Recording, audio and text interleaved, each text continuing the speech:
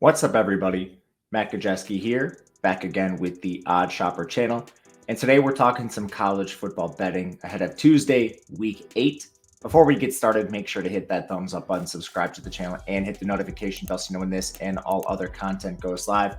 We're also brought to you by Bet365, and they have a limited time offer for those of you living in Kentucky, Ohio, New Jersey, Virginia, Iowa, and Colorado, where you can make a deposit, bet $5, and get $150 in bonus bets, whether that first bet win or loses. You need to be 21 plus, 18 plus if you're in Kentucky. If you or someone you know has a gambling problem, please call or text 1-800-GAMBLER. All right, we dive into the Tuesday slate, and we have 3 games for you guys. We're kicking things off with Middle Tennessee taking on Liberty. 14-point spread in favor of Liberty. Right now, the over-under in this game is 57 points. The over is taking considerable money in this spot. I haven't bet this game just yet, but my lean is Liberty, waiting to see if we can't get a 13.5 if it pops. Otherwise, might just play the 14. Middle Tennessee is dealing with a ton of injuries. On the defense, we have Jalen Jackson, one of their corners. He didn't play last week. DeMonte Smith, the defensive tackle, didn't play. Zaylen Wood, an edge, missed the game. Quindarius Dunnigan got ejected for a targeting. He'll miss the first half. And Jordan Starling, a defensive tackle, went down in the game. That's 5 defenders that are either limited to a half or injured for this contest, which is a huge problem going up against Liberty's 21st ranked offense in terms of efficiency. You're dealing with Caden Salter, who's averaging 10.3 yards per attempt and has elite mobility, in addition to Quentin Cooley, Billy Lucas, and then the receiving game with CJ Daniels. So really worried about this Middle Tennessee defense that ranks 122nd, 104th in run defense, 118th in coverage, and that's prior to some of the absences they're projected to have here. Meanwhile, the offense for this team is 116th in total efficiency. They cannot run the ball. They're 132nd there. They also have injuries to Frank Peason, who missed their last game, Jakyle Middlebrook, their other running back, hasn't played recently, and Ethan Ellis, one of their guards, is projected to be out for a bit here. The Liberty defense ranks 25th overall. They're 13th in coverage, and that's how Middle Tennessee State has won games, is through the air. Major mismatch. I think if you can find a 14, that's completely fine. Would love to get a 13.5, but I'm not seeing it popping. 14 will likely be the play for me, and I like this Liberty team quite a bit against a very banged up Middle Tennessee State team. Second game, we have Western Kentucky taking on Jacksonville State. Spread 7.5 in favor of Western Kentucky. Over/under sits at 60 points. I have a lot of interest in Jacksonville State, but this is another big injury game. For Jacksonville State, both quarterbacks, Logan Smothers and Zion Webb, are not expected to play. Smothers has an ankle injury. Zion Webb has a concussion. Beyond that, they lost Ron Wiggins. He's one of their running backs. He's been out for a while. And Malik Jackson went down in their last game. So we have a ton of injuries on the offensive side of the ball for Jacksonville State. But I will say, if any team were to sustain these kind of injuries, I would like it to be Jacksonville State rather than some others. This team is extremely run heavy, 39% pass rate. They're first in pace. Their offense is so interesting that I don't know if going to third string quarterback Ashton Fry is going to be a huge deal.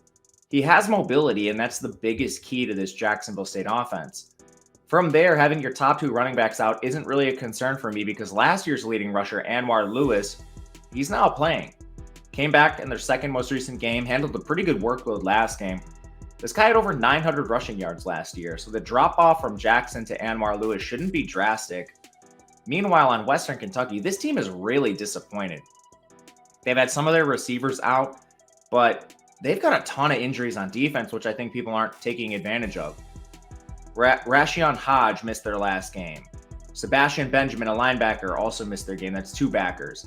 Upton Stout, their best corner, was out last week. Rome Weber, another corner, was out. Their best linebacker, Jaquez Evans, left last game. The 2 best defenders on this team are Upton Stout, the corner, and Jaquez Evans, the linebacker. Neither are expected to play here. Western Kentucky's defense was already 94th. They were 37th in coverage, but again, we just removed the best corner from the team. I mean, Jacksonville State gets it done on the ground anyway. That's where Western Kentucky's weak. They're 126th there. Meanwhile, the offense for Western Kentucky has been putrid.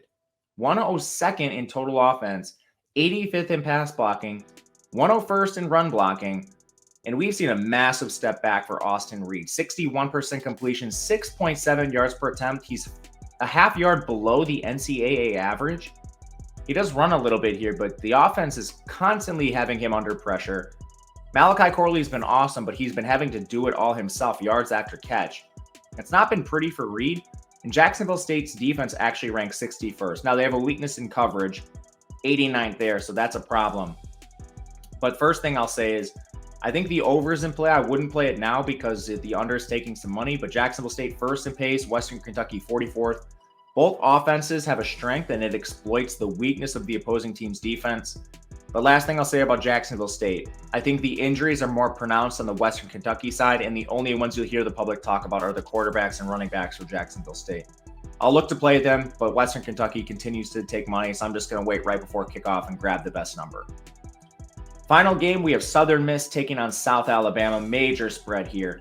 19 points in favor of South Alabama. The total is 51 points. South Alabama's taking tons of money. The under's taking tons of money. I fully think this is a South Alabama or pass, which it is going to be for me. Southern Miss is a disaster. They're outside the top 100 in every major offensive metric. Total offense, pass blocking, run blocking. They're 103rd in defensive efficiency, 126th in pass coverage. Now facing Carter Bradley and this offense that South Alabama has been able to get going recently. They just put up 55 points against Louisiana Monroe, and they put up 23 against James Madison, which is no slouch to them. James Madison's a very good team. 30 against Central Michigan and beat Oklahoma State 33-7.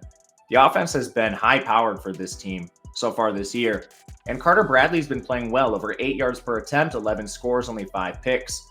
65% completion for Bradley. This team is pretty good running the ball behind LaDamian Webb. All the advantages suit South Alabama. It just comes down to what is the right number. And with Southern Miss being so bad on defense and so bad on offense, Billy Wiles has been atrocious. 53% completion, 6.2 yards per attempt. Under pressure on 32% of his dropbacks. Just horrific numbers for Billy Wiles. I'm not going to bet this game because you could see backdoors come around. It's a full pass, but I think it's South Alabama or pass in my opinion. That'll do it for us today with the 3 games. We'll be back again tomorrow, breaking down all the games on Wednesday, as well as every other day this week. Leave a comment. Let me know what you think of these sides and totals. Would love to hear it. And if you have a question, reach out to me on Twitter at Matt_Gajewski. Otherwise, we will see you next time, guys, and good luck.